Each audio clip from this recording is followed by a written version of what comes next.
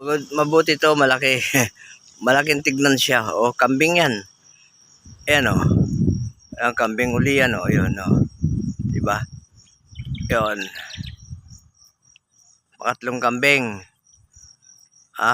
Tapos ayun sila o. 4, 5. Ano ha? Tapos baka. Tapos ayun ang isang kambing nakaupo. Tapos ayun o. May 4 yata o 5 sa loob. Mayroong brown, mayroong ano. Ayun. Parang ano lang, gusto ko lang siyang makuha. Yung lugar o. Ayun, si Manong o. Kumukuha ng gulay.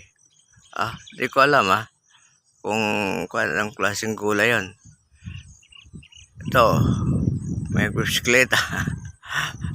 Okay. Parang ano lang, nagustuhan ko lang kasi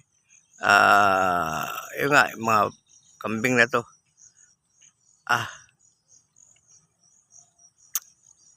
Ayan na.